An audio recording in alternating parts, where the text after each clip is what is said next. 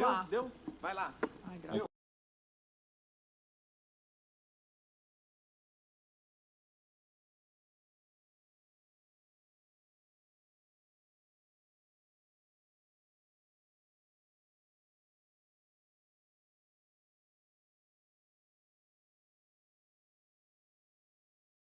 Olá, vamos então realizar hoje a Unidade Nacional de Capacitação. Se compromete com mais um Em Pauta, o nosso programa que acontece às quintas-feiras, a partir das 10 horas da manhã, pelo canal do YouTube do Conselho Nacional do Ministério Público. O nosso programa Em Pauta, ele tem como objetivo discutir temas interessantes e importantes para todo o Ministério Público brasileiro. No entanto, toda a comunidade jurídica está convidada a participar dos nossos encontros, afinal de contas, os temas são sempre muito atuais. E no nosso encontro de hoje, nós vamos falar sobre um assunto que já vem nos colocando à discussão há alguns encontros anteriores, que é exatamente a lei anticrime.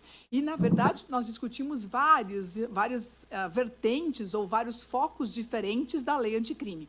E hoje nós vamos falar um pouquinho sobre as consequências da lei anticrime no que diz respeito à lei de execuções penais. E assim nós vamos fechando o nosso ciclo no que diz respeito à discussão dessa legislação tão importante para o combate à corrupção no país, para a aplicação da lei penal no nosso país. Mas o nosso encontro de hoje tem um convidado muito especial. Nós temos hoje o Dr. Matheus Kuhn Gonçalves. Dr. Matheus é membro do Ministério Público de Goiás, mas já participou de várias carreiras, né? É ex-defensor público e nos traz uma ideia bastante garantista, assim eu espero, no que diz respeito à lei de aplicação, então, da lei anticrime. Mas, doutor Matheus, esse nosso tema, ele traz como discussão hoje as consequências para a aplicação penal. O senhor que é professor de pós-graduação, é pós-graduado em processo penal, direito penal e combate anticrime, que tem obras publicadas nessa seara, nos traz alguns pontos importantes a respeito desse tema. Seja bem-vindo e muito obrigada pela presença no nosso Em Pauta de hoje. Excelentíssima conselheira, é uma honra estar aqui batendo esse papo no Em Pauta e me sinto honrado, mais honrado ainda, porque tive aula, né, com a senhora na minha época de estudos de concurso público, então muito me honra estar aqui batendo esse papo a respeito desse tema que é tão importante, que é o pacote da lei anticrime no que diz respeito à LEP, porque de um determinado tempo para cá existe um reclame, existe um pedido da sociedade para que a LEP ela se trate efetivamente de uma lei que traga um entendimento integral do que seja a LEP, ou seja, tanto tutelando o que os apenados eles ensejam aquilo que eles querem, a ressocialização, mas também dando uma resposta à altura àqueles crimes que foram, de alguma forma, comoveram o tecido no qual nós nos inserimos. Então, diante desse contexto, todo o pacote da lei anticrime trouxe algumas alterações bastante importantes, bastante interessantes e atendendo tanto o que a sociedade quer quanto aquilo que a comunidade jurídica também almeja. Doutor Matheus, o senhor que também é mestre em ciências jurídicas, pode nos trazer uma luz no que diz respeito à revogação tácita ou não da súmula 441 do STJ. Após a alteração, então, do Código Penal, com nesse novo pacote, né, de leis ou de normas que foram alteradas, a súmula 441 do STJ, ela foi ou não revogada tacitamente? E como fica, então, o entendimento quanto à impossibilidade do livramento condicional dos apenados, então, no que tenham praticado falta grave nos últimos 12 meses? Então, gostaria que o senhor colocasse para todos que nos acompanham, né, qual é a orientação no que diz respeito a esse posicionamento do STJ? Em relação a esse ponto, a gente inicia tratando a respeito da primeira alteração importante no que diz respeito à LEP. Mas essa alteração, embora tenha reflexos na LEP, ela não está na LEP propriamente dita, ela está inserida no Código Penal, especificamente lá no artigo 83, inciso 3, a linha B, que com o pacote de lei anticrime alterou e se inseriu um novo dispositivo que determina que não será concedido livramento condicional àqueles que cometeram falta grave nos últimos 12 meses. Doutrina tem se posicionado, então, que foi colocado mais um requisito objetivo no que diz respeito à concessão do livramento condicional. Por isso, em relação à súmula 441, que a senhora indaga, que diz que a falta grave não interrompe o prazo para a obtenção do livramento condicional, quando da entrada do pacote de lei anticrime, aquilo que se foi tratado inicialmente foi, ora, se aquele que pratica falta grave, ele não pode ter acesso ao benefício nos próximos 12 meses, será que essa súmula ela ainda encontra-se em voga? Ou será que foi, ou ela perdeu a força? E eu explico aqui que o que tem se entendido majoritariamente é que a alteração trazida pelo Código, ela não alterou o texto da súmula. A súmula continua vigendo. Por quê? O que a nova lei traz é o seguinte: praticou a falta grave nos próximos 12 meses, não é possível a concessão da liberdade condicional. Contudo, tão logo seja encerrado esse prazo de 12 meses, ele pode ter acesso novamente, ou seja, o fato de ter praticado falta grave não zera o cronômetro para a concessão deste benefício. E, muito mais do que isso, ainda a gente precisa entender que, embora tenha havido a alteração do artigo 83, inciso 3, letra B, não há a interrupção do prazo, porque a lei não dispõe assim. E se aquilo que a lei não autoriza, não é possível que seja feito. Tanto é que esse mesmo ponto de reflexão nós tínhamos a respeito da progressão, porque na progressão a prática de falta grave interrompia por um entendimento dos tribunais e atendendo inclusive a esse entendimento foi inserido pelo pacote de lei anticrime lá no artigo 112, porque antigamente interrompia-se o prazo da progressão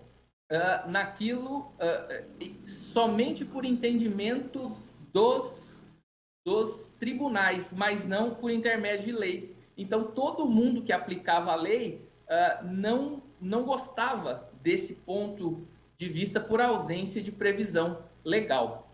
E ainda voltando ao entendimento a respeito da liberdade condicional, nós temos aqui outras alterações pontuais que a gente deve observar na nossa aplicação. A gente tem que, para concessão desse benefício prisional, em regra, se o condenado for de bons antecedentes e que não tenha praticado nenhum tipo de crime, ele precisa de adimplir 1/3 da pena. Se reincidente for, ele precisa de metade da pena. Condenados por crimes hediondos ou equiparados ou tráfico de seres humanos, cumprimento de 2/3 da pena. Mas aqui nós tínhamos um ponto que agora foi inclusive endurecido. O tratamento ele passou a ser um pouco mais gravoso. Já não se permitia a possibilidade de liberdade condicional aos reincidentes específicos a crimes hediondos e equiparados. Já existia esse ponto. O pacote de lei anticrime, lá no artigo 112, inciso 6 e inciso 8º da LEP, agora diz ainda que aquele que praticou crime hediondo ou equiparado com resultado morte, primário ou não, ou seja, primário ou que tenha costume na prática de crimes, o reincidente, esse daí também não tem acesso ao livramento, à liberdade condicional. E nesse ponto aqui, a gente precisa trabalhar com aquilo que a gente chama de sucessões de lei no tempo, ou seja, nesse ponto aqui, trouxemos duas situações: condenado que praticou crime hediondo ou equiparado com resultado morte, ele não tem mais acesso. Só que, olha só que interessante, se ele era primário,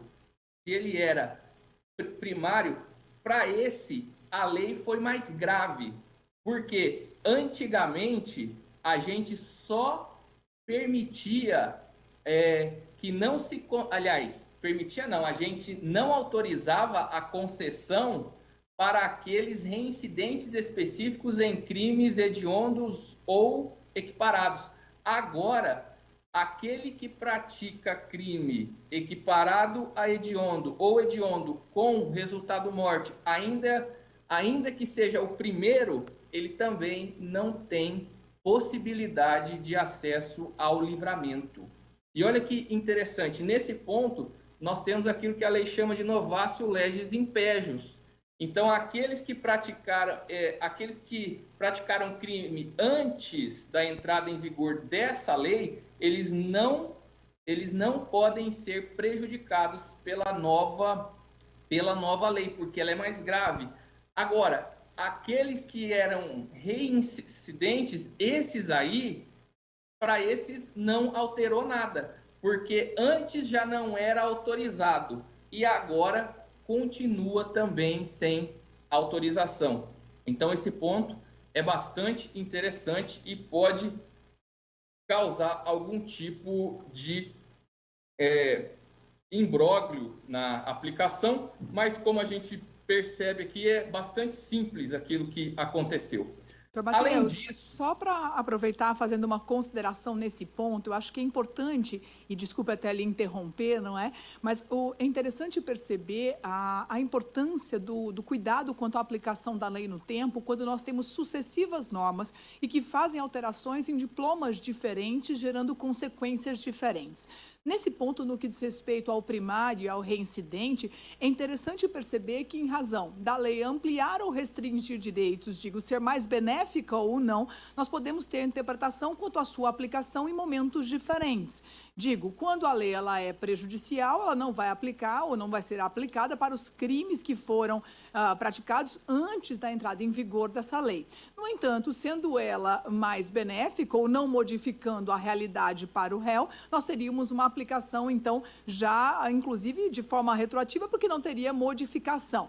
Eu diria, nesse caso, a interpretação para a norma, no que diz respeito ao reincidente, e que, portanto, não trouxe mudança, segundo a sua orientação e a sua colocação, ela teria incidência ou teria aplicação, ainda que formalmente considerando, para os crimes praticados mesmo antes da sua entrada em vigor, ou ela não muda em nada e aplica-se daí para frente? Mas é perceber que se ela fosse mais benéfica, como ficaria a sua aplicação? Então, é interessante perceber quanto a aplicação da lei no tempo e as suas consequências benéficas ou não é? Acho que esse ponto que o senhor considerou traz uma preocupação para todos os operadores do direito e é importante essa consideração. Com certeza, professora, porque o ponto aqui é que para alguns ela realmente alterou, para outros não alterou nada. É aquilo que a gente chama de a lei que veio, mas não alterou substancialmente, apenas reforçou aquilo que já não era autorizado. Basicamente é isso. E prosseguindo aqui, nós temos um outro ponto interessante lá na lei de organizações, a lei 12.850 de 2013, o artigo 2, parágrafo 9º traz mais uma hipótese de vedação à concessão da liberdade condicional. Olha que interessante. Lá é dito que o condenado expressamente que integrar organização ou crime praticado por meio dela não poderá progredir ou obter livramento condicional, se houver elementos probatórios que indiquem a manutenção do vínculo associativo. Então, o que o artigo 2, parágrafo 9º da nova lei trouxe na lei de organizações? Não se autoriza livramento enquanto o indivíduo estiver mantendo vínculos associativos. Significa dizer o quê? Ele não poderá ser colocado em liberdade enquanto preservados aqueles vínculos. E isso é uma nítida busca para que se evite a manutenção desse tipo de organização. E aqui, além desse ponto, não se autoriza também a concessão de progressão para aqueles que mantenham vínculos. E nesse ponto aqui, quando estudava e escrevia sobre esse tema, a reflexão que eu fiz foi assim: será que o fato de se vedar a progressão àqueles que mantêm vínculos com as ORCRIMs, com as associações, nós não estaríamos ressuscitando o regime integralmente ou inicialmente fechado, que a gente sabe que é vedado pelos tribunais? E da reflexão que foi feita e do estudo que a gente tratou a respeito desse tema, o que ficou entendido é que não há inconstitucionalidade aqui. Aqui, a gente não trata a respeito de integralidade ou de início de cumprimento de pena no regime mais grave, não tem nada disso. O que a lei fez aqui foi estabelecer mais um requisito para a concessão, ou seja, você vai poder progredir sim, desde que não tenha mais vínculos associativos com a ORCRIM da qual você fez parte. Isso é interessante para desestimular a prática desse crime e esses vínculos que são tão perniciosos à nossa vida, né? Que a gente percebe hoje que esses crimes eles acontecem com mais intensidade. Doutor Matheus, nesse ponto eu acho que é importante perceber a relevância social, né, de que o vínculo deixe de existir, porque senão a manutenção do crime também vai ser uma regra, né? Enquanto ele continua associado e continua na organização, ele continua fornecendo, ou participando, ou contribuindo de alguma maneira com a conduta criminosa, né? Então acho que esse é o ponto importante. E nessa questão, doutor Matheus, é interessante perceber que é um requisito a mais para a concessão, mas a dificuldade, eu acredito, do conjunto probatório para definir se ele se mantém ou não nessa organização ou nesse vínculo associativo, quer dizer, não é uma tarefa muito simples, né? Porque não se trata de um contrato formal, nós celebramos um contrato, estamos aqui vinculados à conduta criminosa, né? Então, dificilmente, até porque se ele está mantido preso, quer dizer, o conjunto probatório com essa contribuição não é um conjunto probatório simples. Isso significa dizer que nós vamos presumir que ele continua associado, que nós vamos presumir que ele continua tendo vínculo ou não? Eu digo que a presunção é de que o vínculo acabou. A dificuldade do conjunto probatório, não é? Qual o cuidado que o membro do Ministério Público deve ter nesse posicionamento, nessa condução? Pergunta interessantíssima, doutora. Olha só, nesse ponto aqui, é óbvio, o crime não passa nota, né? Se assim fosse, seria muito mais fácil se tivesse um contrato de ORCRIM e associação, etc. Mas não existe. O crime não passa nota. Como que a gente precisa fazer esse tipo de prova? Pelo que se tem entendido, não se pode trabalhar com presunções. A gente não aceita esse tipo de situação como questão de prova.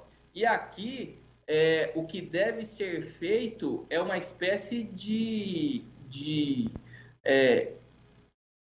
análise investigativa propriamente dita, porque percebam uma coisa, aquele que está associado a uma ORCRIM, ele continua praticando crime.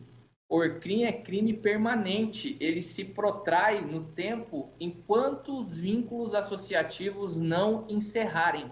Desse modo, a forma de demonstração é da mesma forma que de uma investigação prévia realizada para fins até de ajuizamento de ação, através de inquérito, através de PIC ou por outros meios, por outras autoridades que também tenham legitimidade para esse tipo de prática. Agora, certamente, presunções a gente não pode concordar sob pena de enfraquecimento do nosso sistema probatório. E nesse ponto, do Matheus, a gente fica então com a preocupação de uma constante investigação. Na verdade, eu tenho que ter uma constante apuração, semeado sempre pelo contraditório e pela ampla defesa, durante todo o caminhar na condição, na liberação ou na concessão desses benefícios. Então, é uma investigação constante para que o benefício possa ou não ser concedido ao final, até porque se a associação continua, o crime continua sendo praticado, trata-se então, como o senhor colocou, de um crime permanente, então a investigação ela deve ser, então, de forma continuada também, não é? Então, acho que essa é a grande mudança também na estrutura, no funcionamento da própria autoridade, das autoridades de investigação. Acho que é importante essa consideração. Obrigada, professor. Exatamente isso. Prosseguindo aqui, nós temos um outro ponto importante que foi alterado pela lei anticrime, que é a identificação do perfil genético. E aqui sempre existiu muita discussão a respeito do tema, porque em 2012, pela Lei 12.654, criou-se a obrigatoriedade da identificação do perfil do condenado que ingresse no estabelecimento e tenha praticado dolosamente com violência de natureza grave contra a pessoa ou por qualquer dos crimes previstos no artigo 1 da Lei de Crimes Hediondos. Então, essa lei instituiu a obrigatoriedade da identificação do perfil genético desses reeducandos. E aqui, obviamente, utilizando-se de técnica indolor e adequada. Mas o ponto que eu gostaria de tratar hoje é o artigo 9º, parágrafo 8º, que diz o seguinte: constitui falta grave a recusa em submeter-se ao procedimento de identificação. E nesse ponto aqui, certamente é o que existe mais discussão, porque nós temos aqui o ponto da constitucionalidade. Será que atribuir uma falta grave àquele que se recusa a se identificar geneticamente é constitucional ou não? Tem se debatido esse tema doutrinariamente. E, professor Matheus, eu acho que nesse ponto tem algumas reflexões e eu já vou lhe propor algumas ideias, né? Primeiro, a gente tem que pensar no que diz respeito à presunção de inocência, e o princípio da presunção de inocência, ele protege, né, o reeducando, ele protege, na verdade, o réu no processo, mesmo porque muitas vezes ele entra no sistema, mas o processo ainda está tramitando e, portanto, há expectativa de reversão daquela decisão que o levou, então, ao sistema prisional.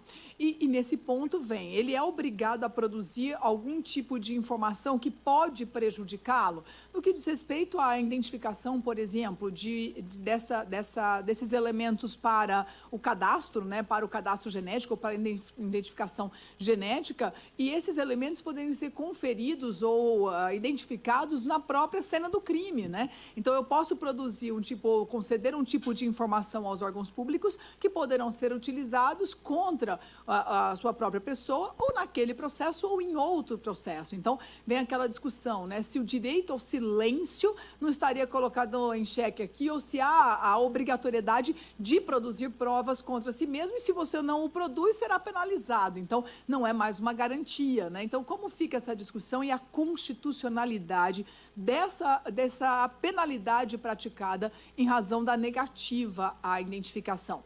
E aí, é importante lhe ouvir sobre isso. Então, a respeito desse tema, duas posições nós podemos indicar? Como quase tudo, né, tem gente que pensa de formas distintas. Inicialmente, em relação a este ponto, especificamente no artigo 9A, nós estamos na seara da execução de pena. Aqui nós estamos trabalhando com aqueles condenados com trânsito em julgado. Ou seja, aqui a presunção ela já foi rompida. Aqui a gente já demonstrou que efetivamente ele praticou o crime e condenado está, e por essa razão deve cumprir pena. Consequência disso, veio o artigo 9A e falou o seguinte: além de cumprir pena, aqueles que estão nos moldes do artigo 9A, vamos identificar. Veio a lei anticrime e foi mais além, falou: o que não se identifica, pratica falta grave. Sanção administrativa no curso da execução de pena. Primeira posição sobre o tema diz o seguinte: é inconstitucional porque fere o princípio da não autoincriminação, ou seja, ninguém precisa praticar nenhum ato ativo ou invasivo ou permitir que se faça nada com ele para produzir provas processuais. No nosso caso aqui, no bojo da execução de pena. E a segunda posição sobre o tema tem ganhado relevância, diz que não é inconstitucional, não se viola o princípio da não autoincriminação, mas se trata de mera consequência do descumprimento de um dever. E eu vou explicar isso daqui.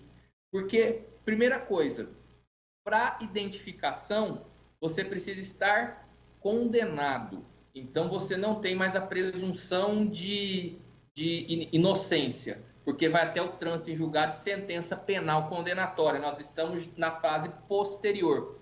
Além disso, o procedimento de colheita da informação, ela é indolor e adequada. Pelo menos é o que diz a lei.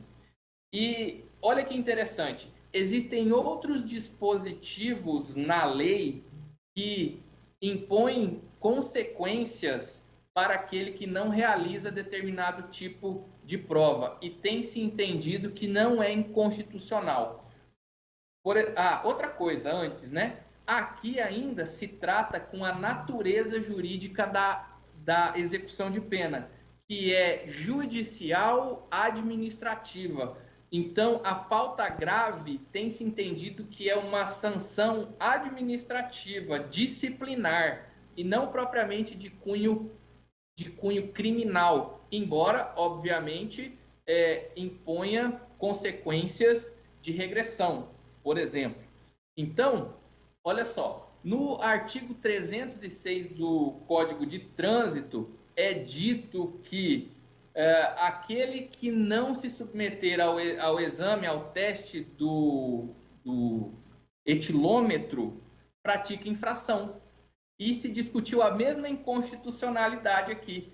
Doutrina se posicionou que não é inconstitucional porque não se trata de violação ao princípio da não autoincriminação, porque nós estaríamos na esfera não penal, como no caso da sanção disciplinar. Por essa razão, esse dispositivo ele fica mitigado. Além disso, tratou-se ainda da súmula 301 do STJ, lá do direito civil, naqueles casos de recusa de realização do exame de identificação para fins de reconhecimento de paternidade.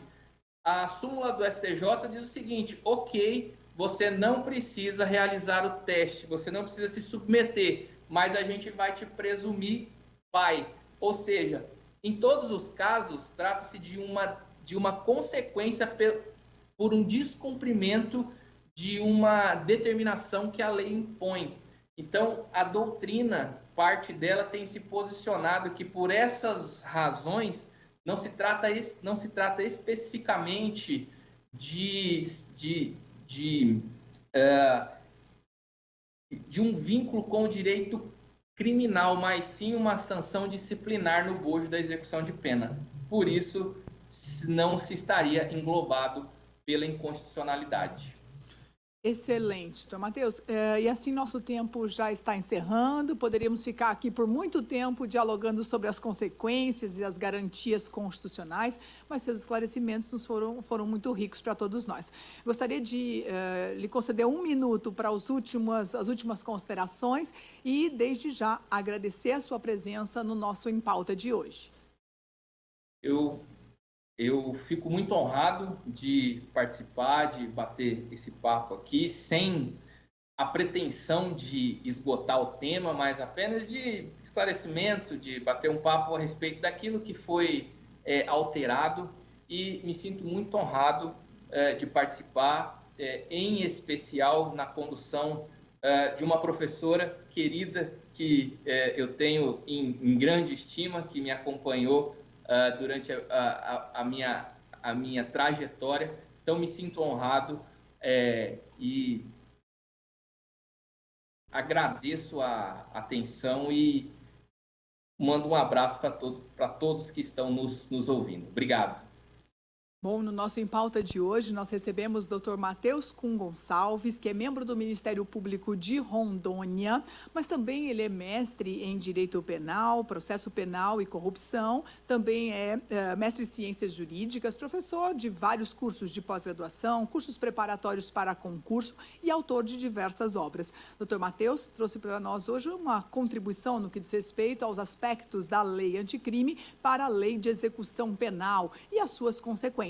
O nosso Em Pauta, ele acontece sempre às quintas-feiras, em curtas edições, a partir das 10 horas da manhã, no canal do YouTube do Conselho Nacional do Ministério Público e também no IGTV. Nós gostaríamos de convidar a todos para que nos acompanhem na nossa próxima quinta-feira, um programa Em Pauta da Unidade Nacional de Capacitação do Conselho Nacional do Ministério Público. Muito obrigada e até a nossa próxima oportunidade. Obrigada, doutor Matheus.